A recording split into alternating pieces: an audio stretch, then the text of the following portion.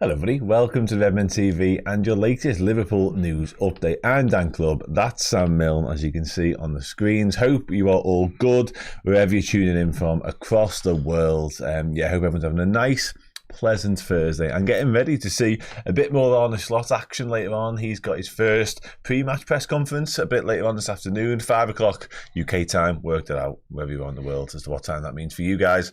And of course, Liverpool take on Real Betis tomorrow night. Sam, how are you doing? You okay? I'm very good, sir. Feeling quite pale next to you. He's clearly got the cricket tan. Yeah, clearly got a strong cricket tan going. Somebody mentioned it yesterday on this show, actually. I am looking bronzed. Not necessarily beautiful, but definitely bronzed. I'm going to go for a quick few chats before we crack on. Charlie says, being linked to these two becoming boring. Neto worries me with his injuries. Yeah, we'll touch on those in a moment. Don't worry about that. Abdu says, love the channel. Thank you very much, mate.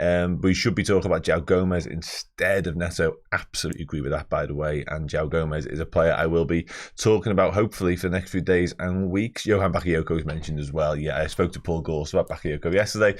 Hello, Adam. Hope you're good. Likewise, Lee. Official Cam would take both of them. I assume you're talking about Ait-Nouri and Neto, but we are going to speak about in just a second. Somebody else mentions João Gomez too. Anfield Lad mentions Danns to Plymouth, and we're going to start with that. Actually, Sam, this is not on the agenda, but literally 5 minutes before we started the show, it became a common news story across social media that it looks like there was rumours about this last week, I want to say. Liverpool youngster Jayden Danns, according to Lewis Bauer, is set to seal a loan move to Plymouth. Now, if anyone doesn't know Lewis, he is right across the academy system at Liverpool. He knows his stuff, certainly when it comes to the youngsters. So, 18 years of age. He goes on to say how they're getting a brilliantly talented football. I think we're both in agreement with that, Sam. What do you make of this move, though? I'll be honest, I quite like it because it's working under Wayne Rooney, and every fibre of my being wants to look at that as a negative.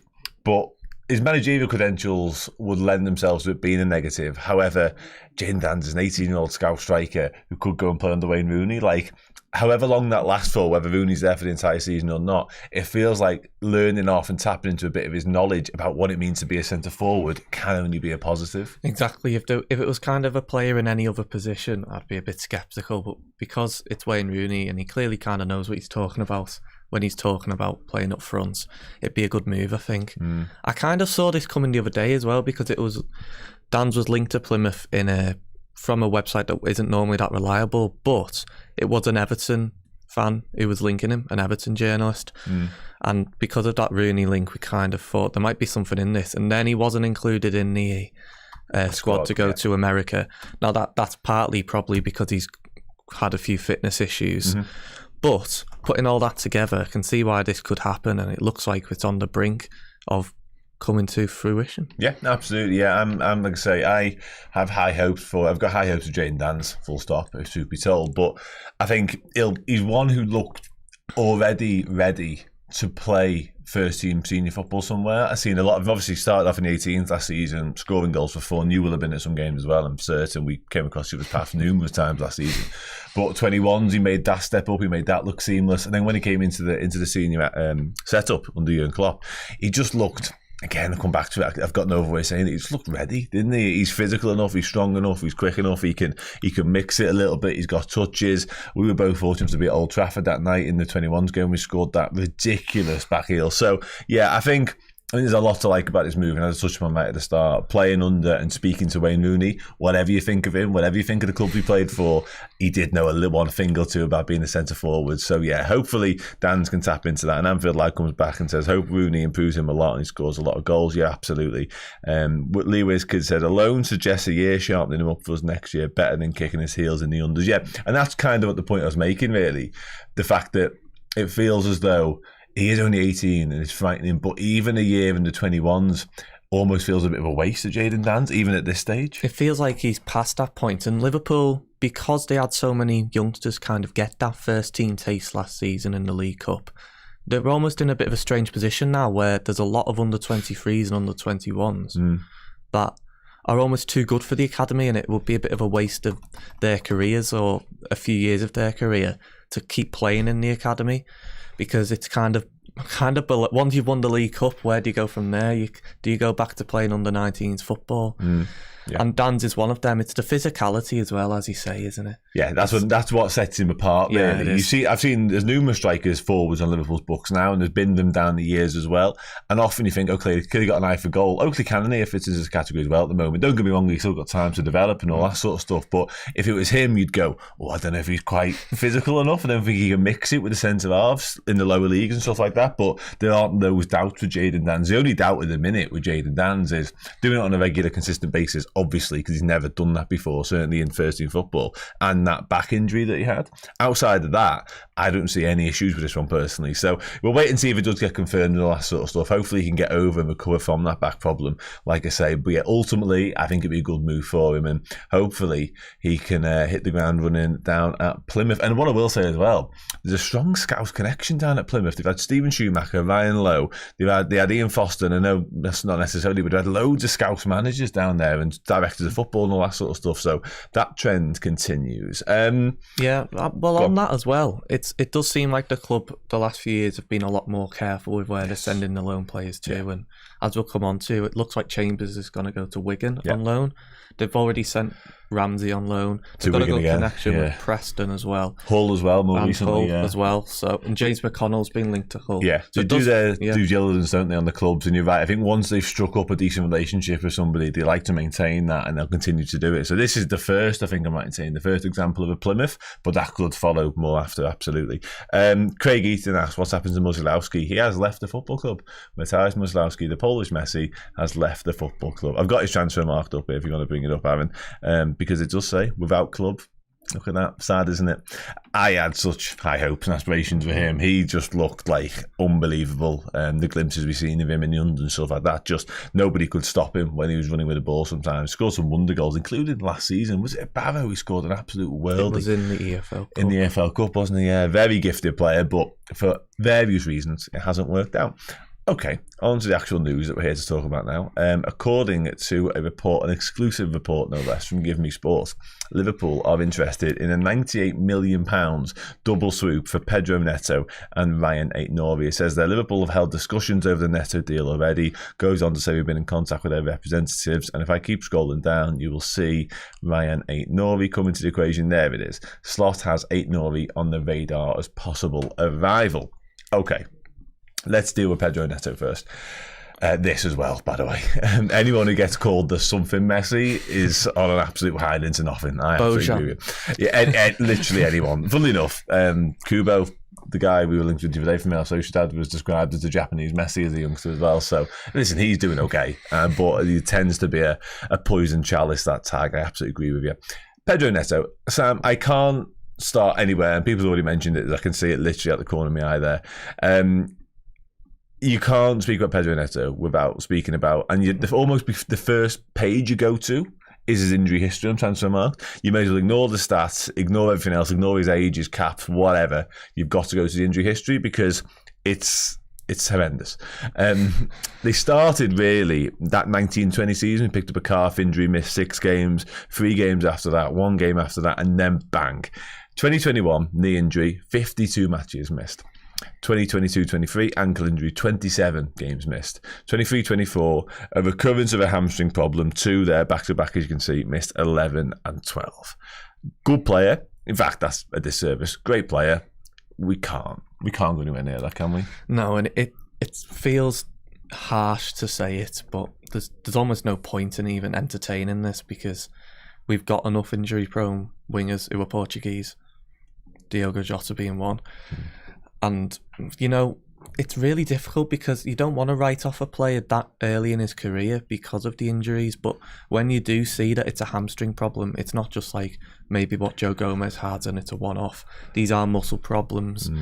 And for that amount of money, £50 million odd we're talking, I don't think Liverpool, especially with kind of Michael Edwards and Richard Hughes knowing the stuff, and I don't think we're going to be pulling the trigger on him. Well, I think for any amount of money, if I'm being brutally honest about it, listen, I really like the player. I think there's had he not had that really checkered injury history, his stats don't stack up, but how much of that is down to the injuries is another conversation as well, because it feels like a lot of the time he's getting himself back into the frame after being off for a prolonged period of time. You only have to use your eyes, don't you, to see he's a brilliant player. He's a good player. Yeah, he's so direct, he's so quick, he's so dynamic, he's got bags and bags of quality. There's a hell of a lot to like there. And I think if we were having this conversation again without the injuries, or even in a weird way, I think he's 24 now. If we were having this conversation in a year's time and he had a complete clean bill of health, you'd still have your reservations because of the injury history. But with a full season under his belt, it's, let's say he got 10 goals and 10 assists, for example, for Wolves next year. A Wolves side that, you know, their track record isn't one of free-flowing, free-scoring football. In fact, that was their main issue for a long time, probably because Neto was so injured.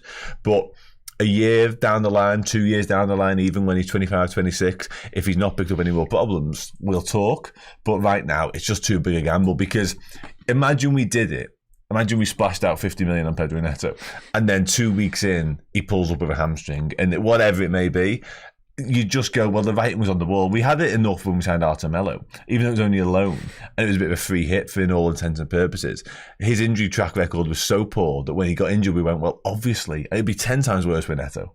Yeah, and it makes no sense to even pursue it, because you could try and sign him, and then Slot would, I mean, he's good enough to go straight into the first team, I'd say that. So Slot would maybe, if we were to sign him, surely they've got to plan to play him. And then you're planning to play someone that's probably not going to play that often, and it throws everything else out the water. So I think you're almost best just sticking with someone like Diaz over him, because at least you know what you're going to get from Diaz. You can plan for it, and you can plan to build the team around other players. You don't have to think, is Neto fit, is Neto not fit? If he could be maybe that player that comes in for a few games and we get him for 20, 25 million, then you'd think about it, but it just seems like it's a poison chalice. Well, Liverpool don't have, you know, bottomless resources, you know, pockets that just go down to the ankles, let's put it that way. So I think the resources that we do have, we have to use them wisely. I think that's the best way of putting it, to be honest with you. We can't afford just to splash out 30, 40, 50 million, whatever it may be, on Pedro Neto in the hope that he stays fit. Like we have, for me, there's 3 departments, 3 positions whereby we need to strengthen this summer, and we need to do it in the most calculated way possible. And by that I mean spend wisely and get players in who are going to be available to us. And this just isn't that by any stretch of imagination. There's obviously the things to like. We mentioned already his quality, the fact he's versatile, he can play across the front 3, you know, predominantly a left winger, but also plays a centre forward, a little bit as a second striker, right winger too. So loads of boxes ticked in terms of what he can offer, what he can bring to a squad. But again, the overriding feeling of Pedro Neto is the fact that he's only ever a game or 2 away from being out for 6 months, and you just can't have that. I think you've just summed it up perfectly. Okay, wonderful. Let's move on then. Let's do Rayan Ait-Nouri instead, the other part of this report. He's been linked once again, quite a few times. It goes on to Manchester United are also keen, but Liverpool have learned that Ait-Nouri is on Slot's radar as he looks to make adjustments to the squad he inherited from Klopp. Now, we discussed Ait-Nouri a couple of times already, Sam, over the past couple of weeks. I like the player a lot, but if everything hinged on injuries for Neto, and that's kind of where the deal falls down, this one surely falls down on the fact that we own Kostas Tsimikas still. Yeah, it wouldn't make sense because Tsimikas does have a lot of injuries, but he does provide cover for Robertson. And so for me, with Ait-Nouri, if we're going to sign him, he has to play 40-50% of the games in a season. And I don't think he'd be happy playing any less than that, if that, to be honest, because he is a quality player. Something that makes me think that, you know, there is genuine interest is that he has been linked for a while. Yeah. He's been repeated. Not every single source is, you know, that reputable, but there's no smoke without fire, and he has been repeatedly come up as a name with Liverpool and Man United, which you'd expect in the transfer window. But he is a player that's quality, and, you know, he's great in tight spaces. He's great at beating his man. I don't see any downside to Liverpool signing him, except would he want to come in as a backup? And would he be a backup? That's the question, isn't it? I'll push back on that in a second. Before the David Halling is asked if anything breaking. I guess the only breaking news is the fact that it looks like Jayden Danns will be joining Plymouth, which is newsworthy, I would say, given the impact he made on the first team last season. It looks like he could be off. And I did see some instant reaction to that on sort of across social media saying, why aren't Liverpool keeping him? We're not going to delve back into that conversation, by the way, but clearly they feel like he needs more first team exposure. And with Darwin Núñez, Diogo Jota, Cody Gakpo already in situ, he's not going to get that at Liverpool. Back to Ait-Nouri now. No problem at all, Dave.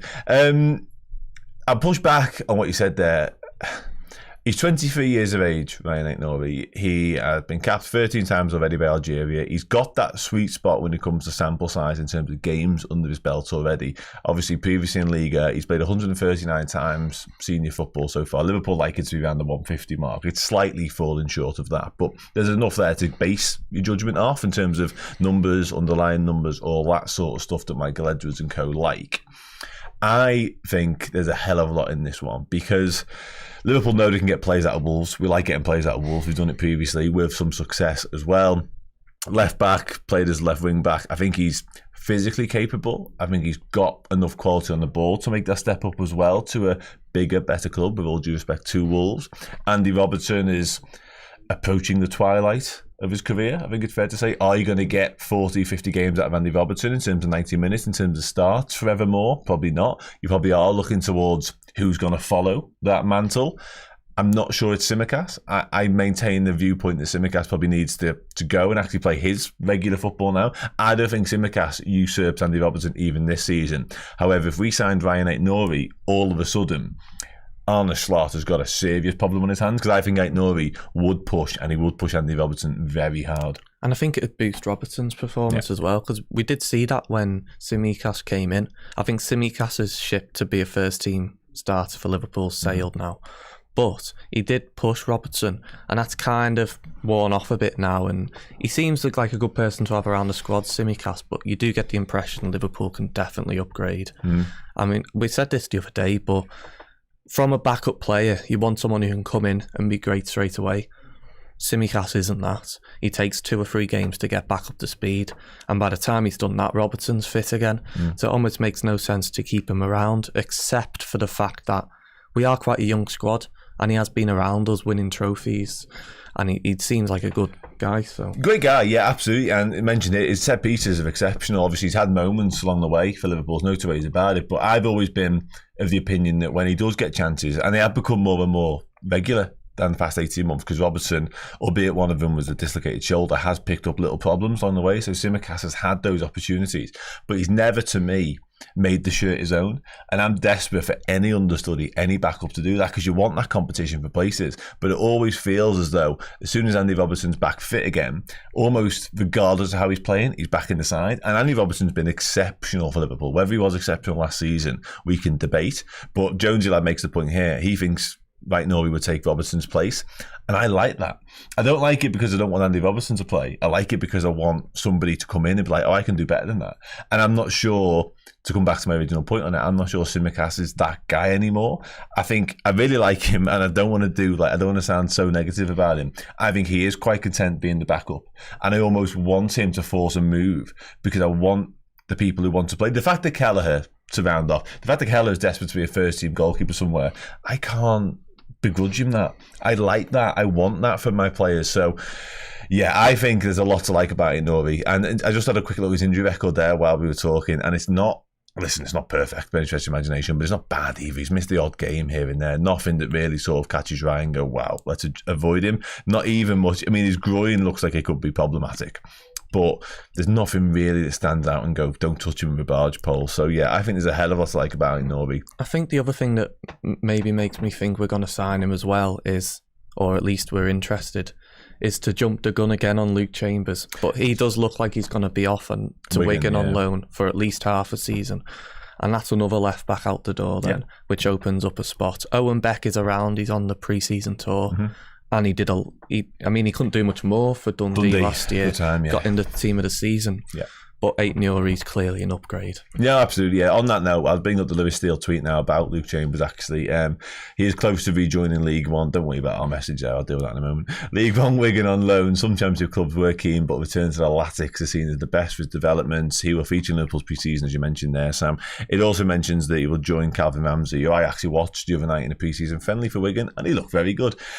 Yeah, I think that's a good move for him. It's interesting how they will reassess in January and potentially send him on loan to a championship club. For all intents and purposes, it sounds like Luke Chambers, as I say, was brilliant. I had reservations about Luke Chambers going to League One because some of the teams they come up against are real Route One, sort of rough and tumble. We'll get it into the 6'5" centre forward and see what you're all about. But the game I went and watched actually was against Stevenage, and I referenced this yesterday on the deep dive, I think it was, and that is as Route One, as League One footy as it gets, and he handled himself brilliantly, like in terms of his aerial stuff, in terms of the physical side of things, and then when he had chance to play, because he played left-sided centre-back of a free, so he was asked to go and do a little bit as well. Brilliant. Genuinely, I was really, really pleased for him, and I think this, to round off on Luke Chambers now, is quite a sensible move. And that's something his manager said as well. Sean Maloney, who's doing a good job at Wigan by all accounts, was so complimentary of him. Mm-hmm. He couldn't get enough of him, and he was saying he's played on the left side of a back three,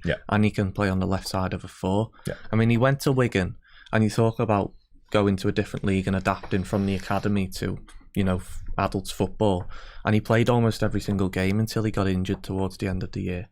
And so that kind of shows that he is ready to play that level. And something Lewis Steele also says there is that Liverpool, it looks like, will have the option to recall him in January and either keep him or send him out on loan to whoever, to Championship or the Premier League even. So that does suggest that they do have high ambitions for Luke Chambers. Yeah, absolutely, rightfully so. James LFC asks, any Ederson news? Not as far as I'm aware. I assume we talk about the lad at Atalanta, not the Man City goalkeeper. Could be off to Saudi Arabia. Fingers crossed. Jones, I weren't Leverkusen after him. Yeah, they were. Luke Chambers, I assume you're referring to. They absolutely were. Yeah, Xabi Alonso wanted him reportedly for a while. I'm pretty sure Dom King reported that, but I might have just made it up. So forgive me, Dom, if I did. A few people are thrown off, but Chambers is like 6'2". No, he's tall enough. And I had this conversation yesterday about Sepp Bajcetic, who is 6'1", but they're almost deceptively that, and they're not. They're still teenagers, so they're not grown into their body yet, and they don't look like physically massive. You know what I mean? As if they're going to be able to go shoulder to shoulder with some people, but they do. Having said that, they do grow quite quickly at Liverpool. Have you seen Lewis too quickly? Most of them. Have you seen Lewis Koumas in pre-season? Yeah, he looks different to last year. Most of the time, that means that they end up getting growth problem injuries. Kay Gordon's fell foul of that. Curtis Jones previous. Stephen Gerrard way back when had those problems as well. Stefan Bajcetic literally missed a whole year because of those sort of issues as well. I've got a very interesting chat coming out. You know what, Lee Wiskett, about growth injuries as well, just to finish that sentence. But you just caught my eye. I really like Callum Scanlon. Have you seen much of Callum Scanlon? I've seen Callum Scanlon, and I don't think I'm quite as sold as you are. Not to discourage him, because he's still a kid, but last season, there was talk between it was either going to be Luke Chambers playing left back in the Europa League or Callum Scanlon, and Chambers got more minutes in the end. And I was very much in the Chambers camp because I just saw him as more of a traditional left back. But Scanlon seems to have a bit more about him going forward, doesn't he? He's a bit more of a dribbler. Yeah, he's almost a winger playing left back. That's how it looks to me. Anyway, just on that, Luke Chambers is 20. I'm going to check something. I feel like Callum Scanlon's younger. Feel free to talk and fill in the blanks while I'm 19. Okay. I really like Callum Scanlon. Honestly, and it's funny enough, again, I think I spoke about him recently, and someone said, who's the one who nobody speaks about, who could just emerge? I've got a funny feeling about him. Because he possesses, and that's not to say the others won't, by the way, because I like them all. But I've got a funny feeling about Callum Scanlon. I really do. And again, could be wrong. Been wrong before. Last time I did something like this and bigged up a player at the blue was Carter Pinnington. And as I was doing it, I got a notification through saying he signed a new contract at Liverpool. Literally, as I was saying the words on a news show last year, it was scary. So wait for Callum Scanlon. I'm waiting for a notification. You had something to say there, completely butted in. I was just going to say, Liverpool seem to be doing all right in full-back positions at the moment, don't they? Yeah, flying. Absolutely flying. Mohammed says Bobby Clark is expected to... Well, Ian Doyle said that. Mohammed said Ian Doyle is... I'm all over the place. Bobby Clark is expected to stay at Liverpool. He won't be going out on loan according to that. That's not what we were kind of hearing in the early stages of the window, but and he was around. He also was around pre-season training. However, he wasn't training, and I think that is fitness. But there was also talk that he was about to go out on loan. Red Bull, isn't it? Yeah. So I would expect him to leave on loan personally, especially since he hasn't gone to the US. We don't really know what his injury is. Back again, isn't it? Yeah. I think it's a stress fracture to the back, so we need to get that sorted before anything happens, really. Let's quickly talk about Sepp van den Berg. We've got a couple more news bits to get through. Let's do one of them now. Hoffenheim, according to Florian Plettenberg, have entered the race for Sepp van den Berg. To me, though, Sam, this whole tweet is perfectly fine, but the key line of it is 22-year-old central defender wants to leave Liverpool. Where do we go from here? Like, it says Liverpool demanding 20 million euros, which has kind of been in around the figure that's been muted for some time now. That's 17 million quid, there or thereabouts, depending on exchange rate at the time. What happens? All the noise now is that he wants to leave. It is, but that could change very quickly if Slot decides to take a liking to him. And you know what we've been hearing from pre-season is that he is doing well. He has impressed. It's only pre-season, who knows really? But as much as he says that, and he talked about it while he was in Germany at the start of pre-season, he was very much almost saying, I don't want Liverpool to hinder my career. He was almost, toeing the line of being a club employee and saying, I want out. But I think that can change very quickly. If Liverpool, if he plays in the first game of the season at Ipswich, he'll be wanting to stay. And who would rather go to Mainz than be at Liverpool? I get that. I do get that. And by the way, someone's mentioned the TalkSport fit. I didn't know that was a YouTube segment all of his own, so I might even check that myself. I get that on Sepp van den Berg, but because obviously there's the prestige of playing for Liverpool, but ultimately, if he's not playing for Liverpool, and by which I mean playing 20, 30, 40 times a season, if he just wants to go and play, again, I mentioned it with Kelleher a minute ago, I can't really begrudge him that. I get he's 22, and I get, being a part of Liverpool's squad is something in itself. But if he's looking at it realistically and going, doesn't really matter what I do between now and the end of pre-season. Virgil van Dijk's going to come back in. Ibu Konaté's going to come back in. Joel Quanta's already there, already ahead in the pecking order. There's Joe Gomez to add to the mix as well. There's countless links and rumours that Liverpool want to add another centre-back to that department. Like, I might be fourth choice if I'm lucky. I'm probably going to be fifth choice. He's seen Nat Phillips fall foul of this in the past, by the way, and he could be better than Nat Phillips. He might have more strings to his bow. In terms of raw ability, in terms of raw attributes, I think Sepp van den Berg has a lot to like. But MK mentioned today he's going to be fourth choice max. Love a happy camp, so happy to let him go.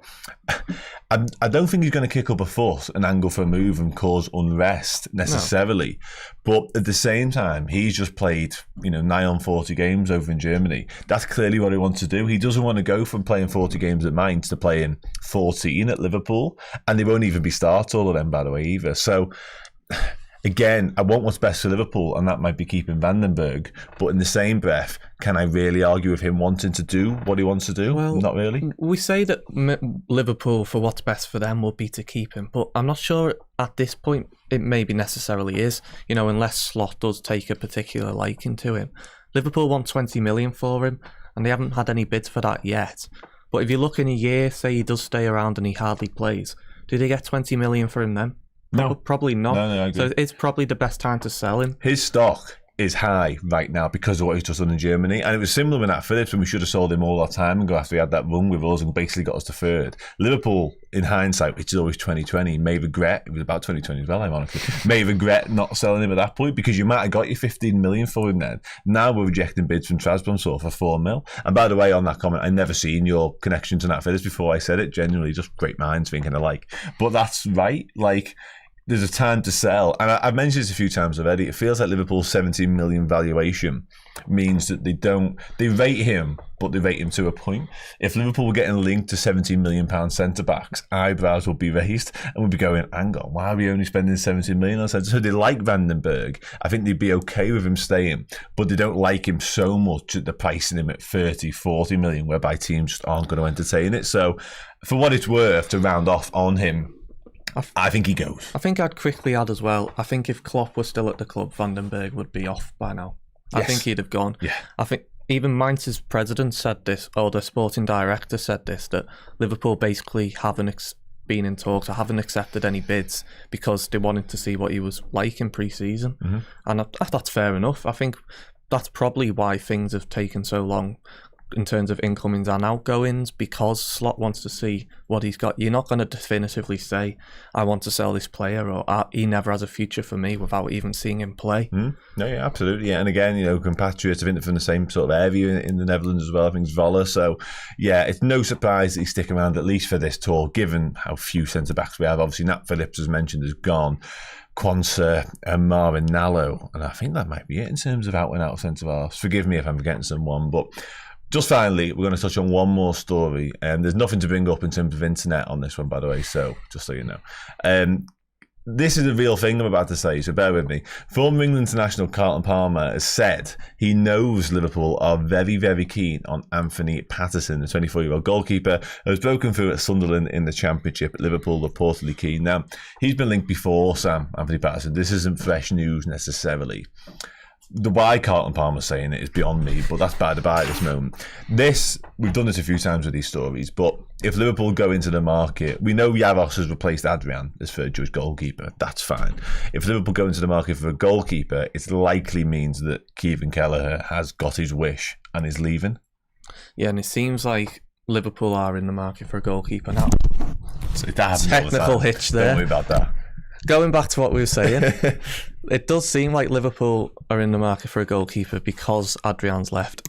But I think it hinges on Kelleher, this one. Yes. It was in April, I think, Dave Lynch reported Liverpool had been watching him, been watching Patterson.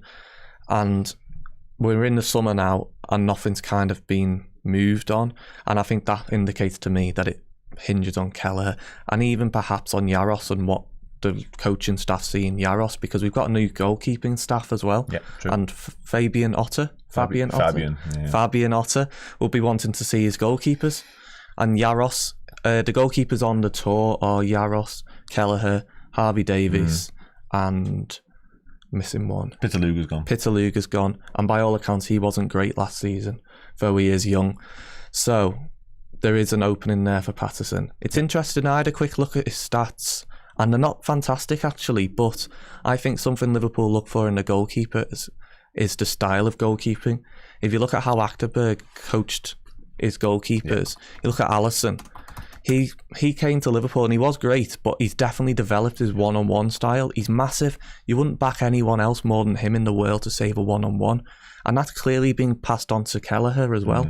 And, this is just from watching bits of YouTube, but Patterson has a bit of that about him. And that's not any tactical analysis or incredible insight, but he is big and he does seem to have that about him. So and they clearly like Anthony Patterson, they do. And if you are into your quotas and your homegrown stuff, then there's a box tick there as well from him. But it's difficult, isn't it, because we've all loved how brilliantly Kelleher has stepped into, or rather put his hand into the gloves of Alisson Becker when required. So filling that void is going to be tough, but Anthony Patterson could well be that guy, so we'll wait and see. I want to bring up a couple. I want to touch on this actually before we do wrap up, Jonesy. You know what? No, and I think that's really fascinating on the Kelleher transfer links thing, because obviously nothing will happen until that happens. It feels like on the goalkeeper front, so we'll wait and see. And this is kind of what I'm going to say. I don't know who's going to pay Liverpool's 25 to 30 million pound valuation, and that's not to say he's not worth that. I just don't know where that comes from, because most teams in the top half of the Premier League are sorted for a goalkeeper, at least in their opinion, and they're quite happy with their lot, and they might not come and get Kelleher for that sort of fee. The bottom half of the Premier League, I don't know whether they're going to be spending that on a goalkeeper anyway, maybe a couple, possibly. Europe, I'd have to sort of assess every club in their current goalkeeper situation, but as of today, I don't know where that money comes from for Kevin Kelleher. And again, I come back around, he's worth it, but I don't know who's going to pay it. I think there's definitely, I couldn't name individual clubs who are looking for goalkeepers, but I think someone in Europe could. You think it could happen? Yeah, and I think also we sometimes I think that's almost more likely to happen than a lower Premier League club, because I think sometimes you look at goalkeepers and they look great at teams that are in trouble getting relegated. Saves. But it is a slightly different style. Yeah. I'm not saying Kelleher couldn't do that. He's a great goalie. But he has been coached to play for a big team. He's been coached to play for a team in possession. He comes off his line. He's great. He's not as good as someone like Edison or Alisson with the ball at his feet, but he's been coached from a young age to be good. Yeah. He can play out. Yeah. And he's good when... So what Liverpool often do is they'll have their high line and the goalkeeper will have to push up as well to sweep up. Yeah. He's doing that. He's not going to be doing that with Burnley or Palace. Or He's done it in a certain way. Absolutely spot on, yeah. Okay, great keeper, by the way, Dan. Lovely shout, yeah. Really rate him. Somebody I think Forest need a keeper. Somebody else said Wolves put a bid, and I think it was Forest who actually did bid for Kelleher on deadline day in January. Sound. One last thing before we go, which just happened while we were talking, so literally 9 minutes ago. Ian Doyle has done a report and he said that one of Kay Gordon or Ben Doak are primed for a temporary exit. I'm going to put you on the spot here a little bit. Which one? Would I rather see not play for Liverpool? This season, yeah. Who do you want to go out of them to? Which sounds really negative, I don't mean it like that. But you know what I mean. I think probably Ben Doak would be more beneficial of a loan move. But therefore, you'd like to see Kay Gordon in and around the first team? Is that right? In the sense that I think if Kay Gordon is going to make the first team, I think it's this year. I can't see him sticking around much longer. Could be wrong there, but I think Ben Doak's got a lot longer left in him. Ben Doak could go out on loan and come back and still make it. I'm not sure Gordon could. I think Doak's probably the better player, although Gordon's maybe got a bit more end product about his game at this early stage. A bit older as well, isn't he? Yeah, so he's a bit older. Yeah. So that's what I kind of mean in terms of I can see Doak sticking around for a while. It's interesting. It's interesting for two reasons, many reasons if you like. But stylistically, it's really interesting because Kay Gordon's a left-footed right winger by and large. Although he did play a little bit more of like an attacking midfielder last season, the back end for the 21s, with captain the side as well at the time. So if we go like for like in terms of Salah understudy, and listen, I'd like us to sign one, and it might well mean that's to do with an interesting bit. One of these going, or both of them, might mean we have to go into the market and sign a backup right winger. But if you are going stylistically like for like in terms of Salah, you keep Kay Gordon. But if you want something a little bit different and you want something a bit X-factory and a bit outside the box, it's Ben all day long. Like he is an absolute fizzy pop. Ready to go. Like, he's just lightning quick. Leave people for dead. Just ask Luca Dean. I made that joke yesterday. I'm not even asked. He is...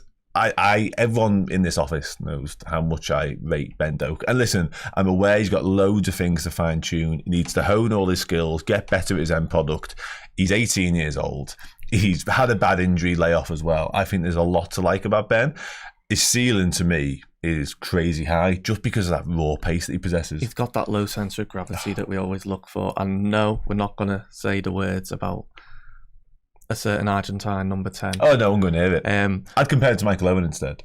We'll compare him to Michael Owen instead in terms of height as well. Yeah. But even from a young age, he was on my radar when he was at Celtic as well. Mm-hmm. And he came to Liverpool, and I was gutted when he got injured last year because Klopp trusted him. He did play the first couple of Europa League games, and he should have scored, and he didn't in the end, and that's why we talk about the end product. Yeah. And then he missed most of the season really after that, and so it'll be interesting to see how he kind of comes back and hopefully kicks on. No, I agree. And listen, if he does go out, I'd actually be, as much as I'd like to see him stick around the Liverpool first team setup, I'd like to see him on loan because I just want to see him play football. Yeah, I love watching him play football. And if it feels like if he does stay around, he might not be in the academy setup much because he barely was at the start of last season either, which means you won't get to watch him. So let's just see. And there's a lot of criticism, and Russell here says he got dropped. Again, he was like 17 at the time. Can you drop a 17-year-old? Is that possible? I'm not sure it's possible. But yeah, like I say, hopefully they both get moves and they play a lot of football because there's a hell of a lot of talent in the pair of them. Sound, I think that's all. I was going to mention actually Doak missed the Euros with Scotland because of injury as well. So clearly highly enough regarded by Steve Clarke and the Scotland setup that they had him as part of their squad. So yeah, a lot to like. Somebody JD mentions a loan back to Celtic could be really good. Yeah, I agree with that. There could be opportunity there, yeah. Yeah, he'll play football, yeah, and he'll probably thrive, to be honest with you, up in the Scottish League. Would he start is the other question there, though. I'm not convinced he would start, but he would get more football than at Liverpool. Yeah. What have they got up there? That Maeda, and then on the right, there's a German lad. That's right. I've forgotten his name. No, you are right there. Yeah, interesting. It'll definitely be a big part of the options. A loan to the club he bought him from would be peculiar, especially if he's getting game time. Yeah, well, we'll see. Okay. Anyway, nice one. What time slot presser? I'll end on that. It's a good, lovely way to end. Look at you, Lee. I knew we could rely on you. 5 o'clock later on. We will have it covered as ever on our sister channel. Redmen TV2, is that what it is? It's sister channel, I've said it now. Your channel. It belongs to us. We can be our sister, brother, cousin, uncle, whatever you like. Thanks, Sam. That's really appreciated. Thanks for having me. No problem at all. Thanks to you lot for getting involved as ever. I will see you for one final time this week, tomorrow. Bye for now.